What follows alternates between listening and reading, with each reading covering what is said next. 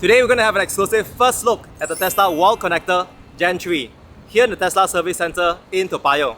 Please join me for a tour.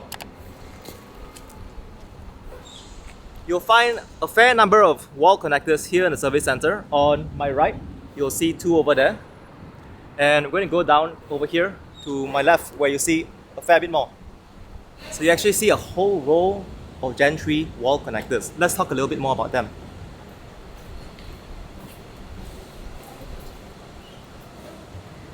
These are called Gen 3 because they're the third generation Tesla wall connectors. The US are the first generation. Some of you have seen the bigger, more silver color Gen 2 wall connector. So the good thing about being slightly later in the EV evolution is that we get to leapfrog technology, like going from 2G directly to 4G or 5G. That's the benefit we have here in Singapore. So this is the new wall connector Gen 3. It's relatively small. You see a charging light over here. You've got a 7.3 meter charging cable. It just comes in one charging cable configuration, which is important because for some of you, if you have a household with other EVs, maybe your wife drives a Hyundai Kona, you want to make sure that this is installed in a place that allows you to charge other EVs. For Hyundai, their charge ports is actually all the way in front of the car. So with this, you've got 7.3 meters of charging. And you can see this is a Type 2 CCS socket, which works in most EVs here in Singapore. This retails for 780 Sing dollars, including GST. You cannot directly buy it from Tesla store in Singapore. So the way to get it here is to actually contact one of the currently 5 available certified installers that you find on Tesla's website. I'll put a link down in the description as well. When you do that, you get a code for the price to install this in your home, or for some of you living in condos, after getting approval from your MCST, you can install this as well. One of the pain points at MCST is right now you need 90% vote of approval to install it. So that's a choke point for some of us living in condos. For those of you who are living in HDBs, you're asking, how do I get this in a HDB? We can't directly get it yet. You can only get it through government tenders. So the best option for many of us living in HDBs now is to use the ever-expanding Supercharger network. More will be coming eventually. These Gen 3 wall connectors come in white by default, but you can order parts to change the plate color. So if you want it to match your Tesla car color, black, red, blue, or even silver, you can.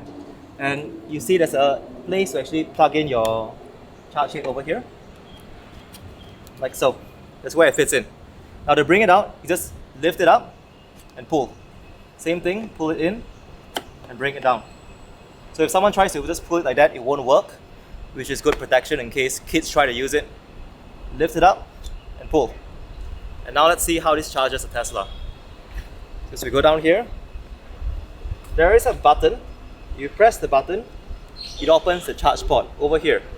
That's one of the really cool things about getting a Tesla wall connector. You press the button again. Doesn't close. It only opens. Alright, so we plug it in. And you can see the color changing from blue to green. Green means it's charging. And now we're going to go inside the car and take a look at the charge speed.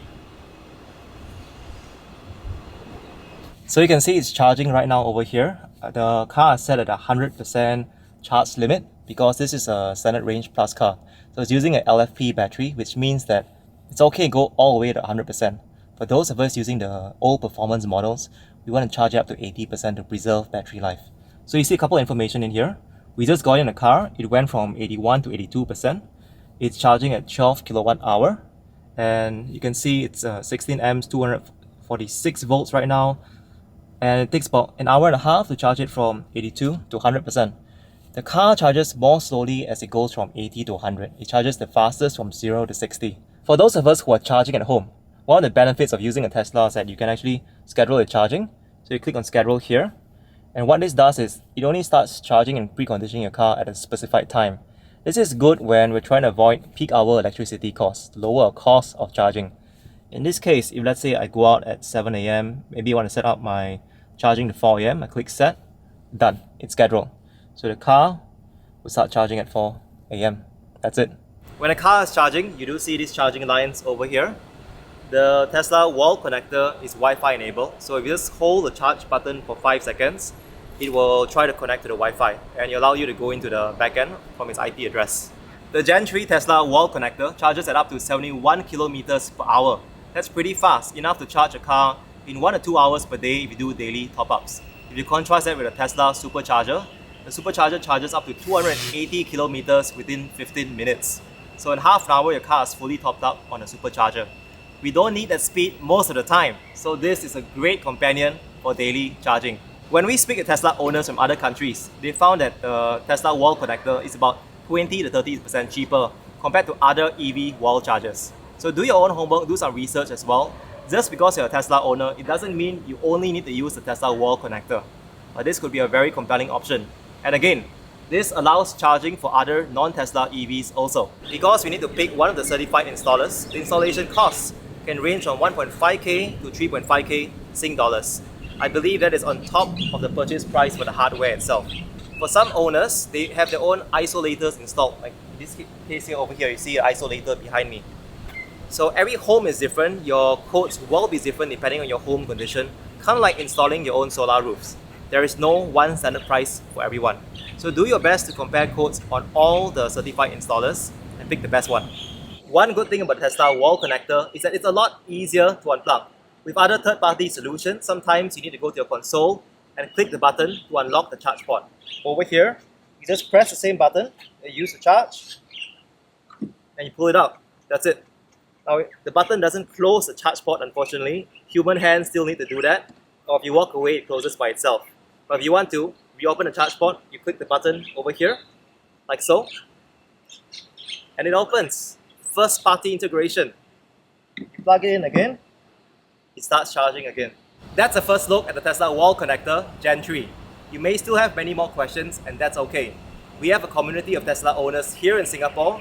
I'll put a link down below where you'll find the links for the Tesla Owner Singapore website, their Facebook page, and the Telegram group to speak with other like-minded owners. Many other Tesla owners are excited to get the new wall connectors. If you found this video useful, please click the like button. Hit subscribe to stay updated to more videos on Tesla. Take care and see you in the next one. Bye bye.